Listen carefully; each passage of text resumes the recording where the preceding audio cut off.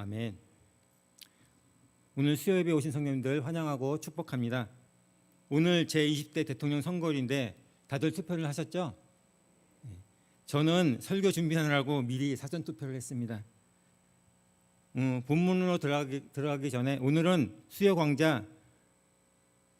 성경 광자 시편 87편입니다. 오늘 본문으로 들어가기 전에 표제에 나와 있는 고라 자손에 대해서 알아보고 가겠습니다. 성경은 고라 자손에 대한 설명이 많이 나와 있지 않습니다. 민수기 21장 11절을 보면 고라의 자손들은 죽지 아니하였더라라는 말이 고라 자손에 대한 설명이 전부입니다. 그러나 그들의 이후의 모습은 그들의 신앙을 추측하기에 전혀 부족함이 없습니다. 왜냐하면 시편에 나타난 하나님을 향한 그들의 노래가 그 증거이기 때문입니다. 시편의 절반 정도가 다윗의 노래이고 두 번째로는 아삽의 시인데 이때 아삽과 같이 12편의 시를 고라 자손이 썼습니다. 고라 자손들은 당 짓는 아버지와 무릎 꿇은 모세의 모습을 보면서 많은 고민을 했습니다. 그러면서 비록 육신의 아버지일지라도 영적인 것만큼은 그 관계를 초월하여 단호히 돌아서는 용기를 발휘하였고 회개를 하면서 영혼을 위해 자신의 직분을 더욱 굳건히 잡았습니다. 시편에 나타난 이들의 시가 그러한 사실을 단적으로 보증하고 있습니다. 결국 그와 같은 결단으로 고라 자손은 조상의 저주의 사슬을 끊고 신령한 직분을 통해 영원한 믿음의 작품들을 남기게 되었습니다. 87편은 시온의 영광을 노래하는 찬양의 시입니다. 본 시의 시인은 그의 마음의 고향을 그리며 노래합니다. 시인의 고향은 바로 시온이며 시온에 대한 향수를 찬양의 형식으로 구구절절 읊조리며 어느 한 절에서도 시온에 대한 시상을 빠뜨리지 않고 있습니다. 이 시 87편은 교회 역사에서는 유아세례의 시편으로 잘 알려져 있습니다. 유아세례를 베풀 때에 본문으로 사용하는 경우가 많았기 때문입니다. 교회 안에 언약으로 자녀가 태어났을 때 그 자녀는 우리의 자녀가 아니라 하나님의 자녀이고 혈통으로나 육적으로나 사람의 뜻으로 나지 않고 하나님의 뜻대로 태어났다고 고백하면서 유아세례를 베풉니다. 87편에서는 태어났다는 말이 3번이나 나옵니다. 그것은 신자로 태어나는 것이 전적으로 하나님의 이름을 노래하고 있기 때문입니다. 시편 87편 또한 3절 말씀으로도 널리 알려져 있습니다. 너 하나님의 성이여 너를 두고 영광스러운 일을 말하는도다. 이 구절을 근거로 어거스틴이 하나님의 도성이라는 책을 썼기 때문입니다. 그렇다면 이 시온의 성의 아름다움은 무엇이겠습니까? 그것은 건물의 아름다움이나 솔로몬의 성전의 아름답다는 말이 아닙니다. 세상 나라들은 외적인 장대함과 화려함을 자랑하지만 그 하나님의 나라는 바로 하나님이 기초를 세우셨다는 데 있습니다. 하나님이 계셔서 그 성을 세워가시는 데 있습니다. 그 성을 세워가는데 하나님의 원수가 되었던 나라들을 내적으로 변화시켜서 하나님의 백성으로 만드는 데서 그 나라가 아름답고 영광을 드러냅니다. 사람의 힘으로는 한 사람도 시온의 백성으로 태어날 수 없습니다. 그러나 하나님은 한두 사람뿐만 아니라 세상의 모든 나라들을 하나님의 백성으로 삼으셨습니다. 이것이 하나님의 무한하신 능력이고 이것이 바로 하나님의 영광인 것입니다. 이 시편은 기승전결에 4개의 연으로 되어 있습니다. 첫째 연은 1절에서 2절 거룩한 언덕 위에 세워진 하나님의 성 시온, 두 번째 연은 3절 영광스러운 하나님의 성 시온, 세 번째 연은 4절에서 5절까지 열국의 어머니 시온, 네 번째 연은 6절에서 7절까지 우리의 어머니 시온으로 된 시입니다. 그러면 자세하게 살펴보겠습니다. 제1년 거룩한 언덕 위에 세워진 하나님의 성 시온입니다. 제1년에서는 그 터전과 거룩한 언덕과 시온의 성문으로 시의 제목을 담고 있습니다.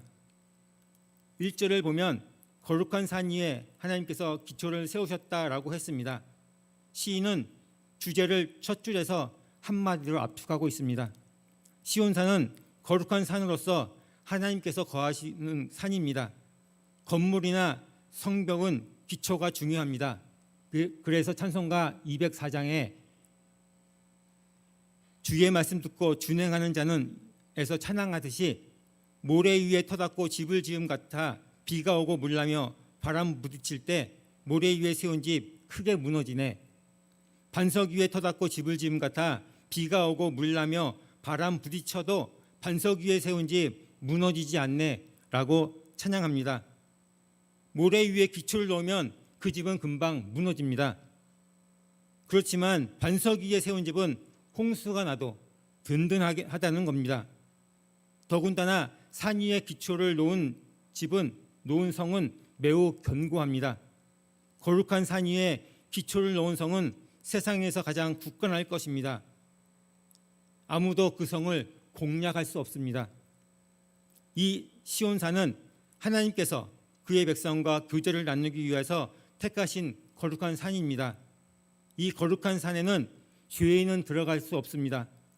시편 15편에서 주의 장막에 거할 자의 자격을 말씀하고 있는데 특히 15장 2절에서는 정직한 자, 공의를 행한 자, 진실을 말한 자라고 했습니다. 이것은 세 가지 행동이 아니라 한 가지의 행동을 말하는 것입니다. 정직하게 행하는 것이 시편에서 중심적으로 가리키는 삶의 원리입니다. 회개하는 자만이 하나님의 백성이 될 수 있다는 말입니다. 이것이 구약이나 신약에서 동일하게 가르치고 있습니다. 여기에서 의로운 자란 하나님으로부터 의롭다함을 받은 자라기보다는 말씀에 계시된 의를 실천하며 사는 자를 말합니다. 2절 말씀을 보면 야곱의 어느 성보다도 여호와께서 시온의 문들을 사랑하신다고 했습니다. 시인은 야곱의 모든 성과 시온의 문들을 비교합니다. 시온의 문은 예루살렘 성을 가리킵니다. 성문은 재판을 받은 자리이고 거룩한 성에는 아무로 들어갈 수 없지만 그 성에 시민권을 가진 사람들만이 들어가고 그 성문에서는 그 성에 속한 사람과 속하지 않는 사람을 구분해냅니다. 그 문의 성의 거룩함을 보존하고 지켜줍니다. 그런데 그 성에 들어가는 것은 자기의 착한 선행으로 들어가는 것이 아닙니다. 착한 행실로 들어가는 것이 아닙니다. 선행으로 행실로 하나님의 심판을 통과할 사람은 아무도 없습니다. 여기에서 시온을 택하신 것의 근본이신 하나님의 사랑을 노래합니다. 시온 자체가 어떤 장점이 있기 때문에 거룩한 산이 된 것이 아닙니다. 시온의 거룩함은 오직 하나님의 사랑에 근거하고 있습니다. 이스라엘은 하나님의 성민입니다. 거룩한 민족이 된 것은 하나님의 사랑과 은혜 때문입니다. 이 사실을 일찍이 광야에 생활했던 신명기 7장 6절에서 8절에 말씀하고 있습니다. 그들의 숫자가 많거나 잘하기 때문이 아니라 하나님의 언약의 사랑 때문에 이스라엘이 하나님의 거룩한 민족으로 세움을 입었다고 했습니다. 사랑하는 성도 여러분, 우리도 하나님의 크신 사랑과 은혜로 거룩한 민족으로 세움을 입으시기를 간절히 바랍니다. 두 번째, 제2연입니다. 영광스러운 하나님의 성 시온입니다. 2연은 순례자의 고백입니다. 3절 말씀을 보겠습니다. 다 같이 한번 봉독하겠습니다. 3절 말씀입니다. 시작. 너 하나님의 성이여 너를 가리켜 영광스럽다 말하는도다. 셀라. 3절에서 말하는 자는 순례자들입니다. 그들은 시온 성을 향하여 순례를 왔습니다. 언덕을 넘어 예루살렘 성을 바라보면서 바로 탄성을 지르고 있습니다. 시인은 여기서 시온을 하나님의 성으로 직접 부르고 있습니다. 예루살렘 성읍이 하나님께서 거주하는 성이기 때문에 불리어진 이름입니다. 하나님은 성전 지성소의 언약궤 위에와 속죄제 위에 임재하셔서 이스라엘과 함께 하시며 그들을 통치하시고 그들로부터 경배를 받으셨습니다. 너를 가리켜 영광스럽다 말하는도다 에서 영광스럽다란 무겁다, 풍부하다, 찬란하다, 영화롭다 등 다양한 뜻을 가지고 있습니다. 여기서 시온의 영광스러운 이유는 그 안에 사는 사람 때문이 아니라 그들을 사랑하시는 하나님 때문입니다. 하나님이 그 시온의 근본이 되시고 하나님이 시온을 세워가시기 때문에 영광스러운 것입니다. 그런데 그 시온을 세워가는데 그것은 단지 이스라엘에 그친 것이 아닙니다. 4절에서 6절을 보면 많은 열방들을 사랑으로 부르셔서 세우시는 하나님을 노래하고 있습니다. 이것은 현재의 상태뿐만 아니라 미래의 현상을 말하는 것으로서 시인에 의해 선지자적인 약속 또는 예언으로 언급되어진 것을 말합니다. 또한 4절에서 6절에 나오는 세상의 여러 나라들이 모두 시온에서 태어났습니다. 이사야 2장의 예언대로 시온이 모든 산 위에 높이 솟아나고 모든 민족이 시온을 향하여 올라올 것입니다. 시편 11편 9절을 보면 물이 바다 덮음 같이 여호와를 아는 지식이 세상에 가득 덮고 모든 민족이 하나님을 찬양할 것입니다. 원수의 나라들을 자기 백성으로 삼은 시온은 거룩하여서 요동함이 없을 뿐만 아니라 세상을 가득 채우는 영광스러운 나라가 될 것입니다. 여호와께서 시온을 사랑하시니 모든 민족이 하나님의 자녀로 태어났습니다. 시온성은 세상의 나라처럼 외적인 화려함을 자랑하지는 않지만 하나님 사랑 안에 거하게 됩니다. 하나님의 사랑 안에 거할 때에 시온의 영광에 속한 우리도 세상 나라들이 이룰 수 있는 일을 이루고 영광스러운 일을 할 수 있습니다.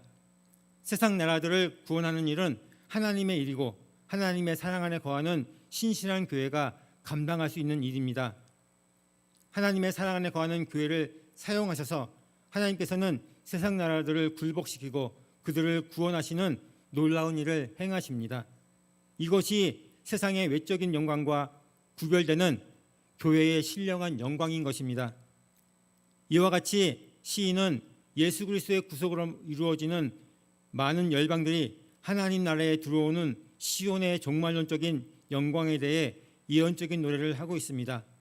계시록 21장에서 새 예루살렘을 보이실 때 그 영광이 이루 말할 수 없었습니다. 사랑하는 성도 여러분, 우리들도 이 영광을 이루시길 간절히 소망합니다. 제 3년입니다. 열국의 어머니 시온입니다. 3년은 선지자의 고백입니다. 4절에서 5절 말씀입니다. 다 같이 한번 봉독하겠습니다. 시작. 나는 라입과 바벨론이 나를 아는 자 중에 있다 말하리라. 보라, 블레셋과 두로와 구스여, 이것들도 거기서 났다 하리로다. 시온에 대하여 말하기를 이 사람 저 사람이 거기서 났다고 말하리니 지존자가 친히 시온을 세우리라 하는도다. 아멘. 4절 말씀을 보면 내가 라합과 바벨론도 나를 아는 나라로 선언하겠다. 보라, 블레셋과 두로와 그리고 구스에게도 이 사람이 거기서 태어났다 하리로다 라고 말합니다. 시온은 하나님의 영광스러운 성입니다. 시온의 영광스러운 것은 만민이 거기서 났기 때문이라고 했습니다. 거기서 났다는 말이 3번이나 나옵니다. 4절과 5절과 6절에 보면 3번 나옵니다. 다른 나라들, 특히 이스라엘의 원수되었던 나라가 시온의 백성이 된다는 말씀입니다. 이것이 시온에 대한 영광스러운 일입니다. 이스라엘의 원수였던 나라가 시온의 백성이 된다는 것은 첫 번째로 여호와를 아는 나라가 됩니다. 시온에는 여러 민족이 있습니다. 그 중에 라합과 바벨론이 여호와를 아는 나라가 됩니다. 먼저 라합은 신화에 나오는 상상의 괴물로서 용과 같고 혼돈을 일으키는 신입니다. 이는 이스라엘을 멸절시키려고 했던 애굽을 가리킵니다. 시편 74편과 89편에서 용과 라합이 나옵니다. 또한 이사야 30장 7절에서는 라합을 애굽이라고 직접 표현합니다. 이사야 30장 7절 제가 읽어드리겠습니다. 애굽의 도움이 헛되고 무익하니라. 그러므로 내가 애굽을 가만히 앉은 라합이라 일컬으리라라고 했습니다. 이 라합은 바다를 흉룡케 하고 이 세상에서 큰 혼란과 무질서를 만들어내는 세력이고, 무엇보다도 하나님의 경영을 반대하는 세력입니다. 하나님의 언약이 있는 이스라엘 아들들을 모두 나일강에 빠뜨리려는 것은 하나님의 언약을 파괴하려는 사탄적인 일이었습니다. 여인의 후손을 삼키려는 것은 옛뱀의 계략에서 나온 일이었습니다. 그러나 하나님께서는 그 용의 머리를 깨뜨리셨습니다. 그것뿐만 아니라 하나님의 나라를 삼키려 했던 원수를 하나님의 자녀로 삼으셨습니다.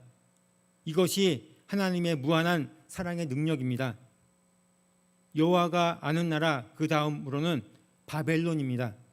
이 바벨론은 이스라엘을 완전히 멸망시켰던 대적의 나라입니다. 애굽보다 한 걸음 더 나아가서 남유다 왕국을 세 차례 걸쳐 멸망시켰고, 하나님의 성전의 돌 하나라도 돌 위에 남지 않도록 철저하게 파괴했던 나라입니다.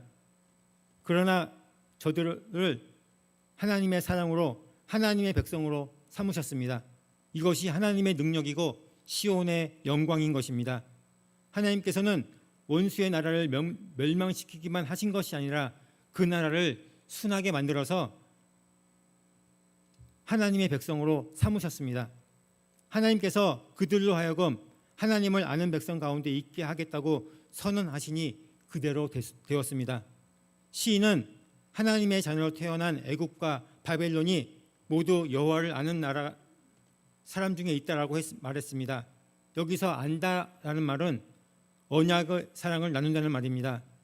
전에는 시온을 말살하려고 하였던 나라들이 하나님의 자녀가 되고 시온의 백성이 되어서 하나님과의 언약의 교제를 나눕니다. 함께 예배를 드리며 하나님의 말씀을 배우고 거룩한 교제를 나눕니다. 하나님께서 무한하신 사랑과 능력으로 큰 일을 행하신 것입니다. 이것은 세상 나라들은 할 수도 없고 생각할 수도 없는 일입니다. 그래서 이제 세상의 모든 나라들이 여호와께서 아는 백성이라고 하셨습니다. 이방 나라들이 여호와를 섬기고 예배하는 백성이 된다는 뜻입니다. 세상 나라가 하나님의 나라가 될 것을 예수님께서도 이미 아시고 제자들에게 성령이 임하면 땅끝까지 복음이 전파되어 나라들이 하나님의 나라에 들어올 것을 말씀하셨습니다. 그리고 요한계시록에서도 그 사실을 노래하고 있습니다. 요한계시록 11장 15절의 말씀입니다. 일곱 번째 천사가 나팔을 불매 하늘에 큰 용들이 나서 가로되 세상 나라가 우리 주와 그 그리스도의 나라가 되어 그가 세세토록 왕노릇 하시리로다 하니 라고 말씀하셨습니다. 이스라엘의 원수되었던 나라가 시온의 백성이 된 것, 두 번째로 시온에서 난 나라들입니다. 거기에서 났다라는 말이 여러 번 나오는데 처음에는 블레셋과 두로와 구스가 모두 시온에서 태어났다고 말합니다. 그 나라들은 이스라엘 주변의 작은 나라들이었습니다. 두로는 지중해 연안에 있던 항구 도시로서 경제적인 번영을 자랑하는 나라입니다. 특히 두로와 그 옆에 시도는 바알 우상을 북이스라엘에서 가져온 나라이고 부유한 상업국입니다. 교만하고 우상 숭배의 거점이었던 나라가 우상을 모두 버리고 시온의 백성이 됩니다. 구스는 애굽의 남쪽에 있는 나라로서 오늘날 에티오피아이고 먼 나라의 대표로 등장합니다. 이를 종합해 보면 애굽과 바벨론 같은 큰 나라뿐만 아니라 작은 나라들도 우상을 숭배하는 나라들도 먼 나라도 모두가 시온의 백성이 됩니다. 여기서 열거된 나라들을 보면 시온을 중심에 두고 동서남북으로 둘러싸고 있습니다. 동쪽으로는 바벨론, 서쪽으로는 블레셋, 남쪽으로는 이집트와 구스, 북쪽으로는 두로가 있습니다. 5절 말씀입니다. 시온에 대하여 말하기를 이 사람 저 사람이 거기서 났다고 말하리니 지존자가 친히 시온을 세우리라 하는도다. 앞에서는 큰 나라와 작은 나라가 모두 시온에서 났다고 했습니다. 이제는 이 사람 저 사람을 구체적으로 지적하면서 그들 한 사람 한 사람이 모두 시온에서 태어났다고 합니다. 크고 작은 나라가 하나님의 백성이 되었을 뿐만 아니라 그 안에 있는 백성들 한 사람 한 사람이 하나님의 백성으로 태어났습니다. 이는 위에 이방인들이 하나님의 임재하시는 처소인 예루살렘 성에서 났다는 뜻으로서 이들이 예루살렘 시민임을 암시하며 이는 곧 그들이 하나님에 의해 구원받은 하나님의 백성 자녀들이 되었음을 나타냅니다. 이 모든 일은 지극히 높으신 하나님께서 행하신 일입니다. 그래서 지극히 높으신 하나님께서 친히 세우리라 했습니다. 사람이 스스로 하나님의 백성이 될 수 없습니다. 오직 하나님의 사랑과 은혜로 각 사람을 하나님의 백성으로 삼으셔서 시온을 세우십니다. 그렇게 변화를 받은 일은 오직 하나님께서 친히 행하시는 일입니다. 사랑하는 성도 여러분, 하나님의 행하심으로 우리 모두 세움을 받으신 줄 믿습니다. 제 사연, 우리의 어머니 시온입니다. 제 사연은 노래하는 자들과 춤추는 이들의 고백입니다. 6절과 7절 말씀 다 같이 한번 봉독하겠습니다. 시작. 여호와께서 민족들을 등록하실 때에는 그 수를 세시며 이 사람이 거기서 났다 하리로다 셀라. 노래하는 자와 뛰어노는 자들이 말하기를 나의 모든 근원이 내게 있다 하리로다. 아멘. 6절 말씀을 보면 여호와께서 민족들을 등록하실 때 이 사람도 거기서 태어났다고 하실 것이라 라고 했습니다. 여기에 민족들은 앞에 열거한 나라들 뿐만 아니라 세계의 모든 나라 백성들을 포함하고 있습니다. 6절에서 인구조사의 영상으로 나타낸 시온의 모습을 제시하여 줍니다. 하나님께서 친히 기록자가 되셔서 기록하신다고 했습니다. 하나님께서 민족들을 등록해둔 책과 장부를 갖고 계시며 그들의 시민권을 이제 수정하여 주신다는 뜻입니다. 여호와께서 이 사람이 그곳에 났다고 말씀하셨습니다.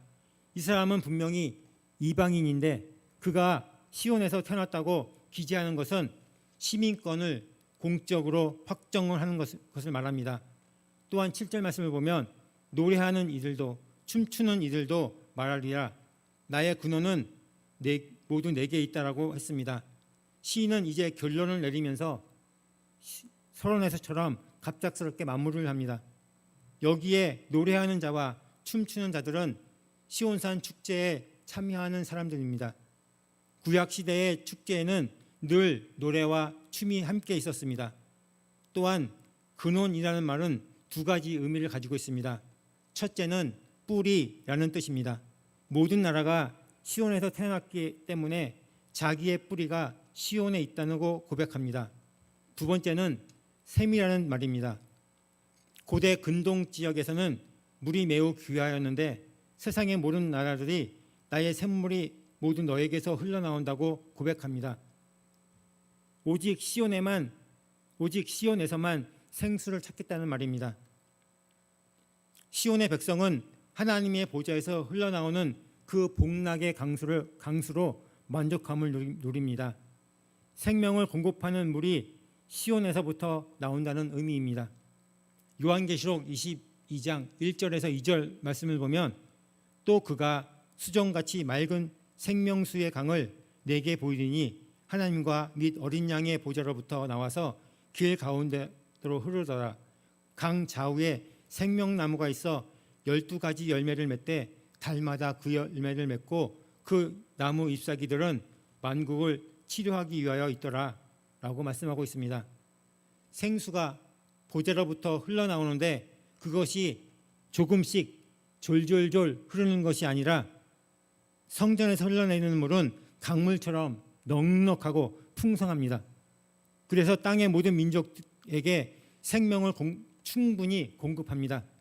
모든 민족은 그 물을 함께 마시면서 하나님을 친숙히 알고 더 풍성한 생명과 사귐을 나눕니다.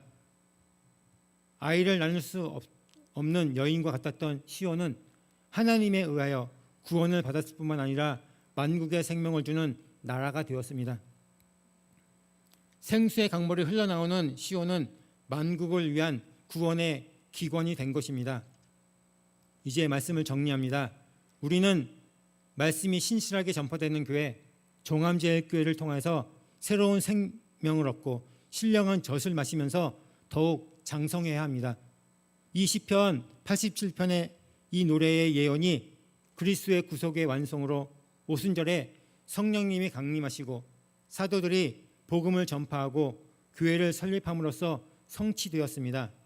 하나님께서는 모든 원수들의 나라도 시온의 백성으로 태어나게 하셨습니다. 오순절에 성령의 능력으로 그런 일이 일어났습니다. 사도들이 복음을 전파함으로 온 천지에 복음이 전파되었고 우리에게도 복음이 왔습니다. 우리가 율법을 향하여서 그 나라의 시민이 된 것이 아닙니다. 그 나라 백성이 된 것은 오직 하나님의 사랑과 하나님의 은혜인 것입니다. 우리가 그 무엇을 행하기 전에 하나님께서 사랑하시고 자녀로 삼아 주셨습니다. 하나님의 은혜와 사랑으로 이 사람은 시온에서 태어났다고 선언하여 주십니다. 따라서 우리는 하늘의 예루살렘인 교회에서 새 생명을 얻고 우리의 영혼에 필요한 모든 것을 얻습니다. 이러한 방식으로 하나님께서는 하나님의 나라를 세워가십니다. 어떤 사람을 거듭나게 하거나 그들을 생명수로 살리는 것은 사람이 할 수 있는 일이 아닙니다. 이것은 오직 전지전능하신 하나님만이 하실 수 있는 하나님의 능력이고 시온의 영광입니다. 시온의 원수가 시온의 백성으로 태어나는 이 일은 하나님의 능력이고 시온의 영광인 것입니다. 세상은 이러한 것을 영광으로 추구하지 않고 외적인 화려함과 장대함을 추구합니다. 속사람이 새롭게 되는 것, 그 변화를 볼 수 있는 것은 세상에는 없지만 하나님은 지금도 그런 변화를 우리 한 사람 한 사람 속에서 일으키시고 열방 나라들을 무너뜨리면서 그 일을 행하십니다. 우리도 회개하고 믿기 전에는 하나님의 원수로서 죄의 바벨탑을 쌓으면서 살았습니다. 그런 완고한 죄인들을 크신 사랑과 자비와 능력으로 하나님의 백성으로 삼으셨습니다. 그뿐만 아니라 동일한 은혜와 능력으로 구원하신 다른 성도들과 한 몸을 이루어 살도록 하셨습니다. 우리는 하나님께서 불러 모으시는 교회에 속했기 때문에 다른 사람을 미워하거나 배척하는 마음이 모두 사라지는 것입니다.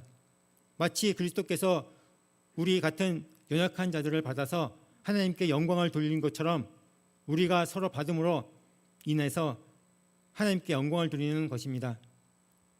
구약의 시온이 예표되는 것은 하나님의 거룩한 성전인 작은 신약교회입니다. 이 하나님의 교회가 가장 영광스럽습니다. 이 교회가 하나님께서 세상을 다스리는 중심에 있습니다. 생명수의 근원은 오직 예수 그리스도입니다. 오직 예수 그리스도만이 목마른 영혼의 갈증을 풀어줍니다. 세상의 재물과 명예와 자기 성취는 결코 사람의 영혼의 갈증을 해결할 수 없음을 믿으시길 바랍니다. 사랑하는 성도 여러분, 시온 성을 향해 갑시다. 그 영광의 성을 향하여 우리 함께 갑시다.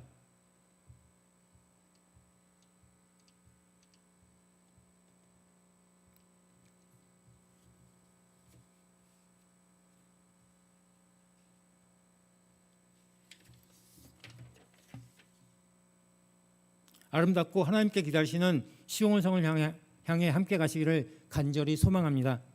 또한 우리가 이 세상을 살 동안에 시온의 영광이 빛나는 삶이 되시기를 소망합니다. 오늘 제목 시온의 영광이 빛나는 땡땡땡입니다. 그 땡땡땡을 한번 채워보겠습니다. 제가 시온의 영광이 빛나는 하면 아침 대신에 자기의 이름을 넣습니다. 이렇게요. 시온의 영광이 빛나는 이정 이렇게요. 세 글자이신 분들은 베드로 이렇게 하면 됩니다. 네 글자이신 분들을 아브라함 이렇게 하면 되십니다. 자, 해보겠습니다. 시작. 시온의 영광이 빛나는 이정. 네, 한번 다시요. 크게 자신 있게 해보세요. 다시요. 시작. 시온의 영광이 빛나는 이정. 네, 이번에는 종암제일교회 이렇게 합니다. 시온의 영광이 빛나는 종암제일교회. 이번에는 대한민국 이렇게 합니다. 시온의 영광이 빛나는 대한민국. 시온의 영광이 빛나는 성도, 시온의 영광이 빛나는 종암제일교회, 시온의 영광이 빛나는 대한민국이 되시기를 간절히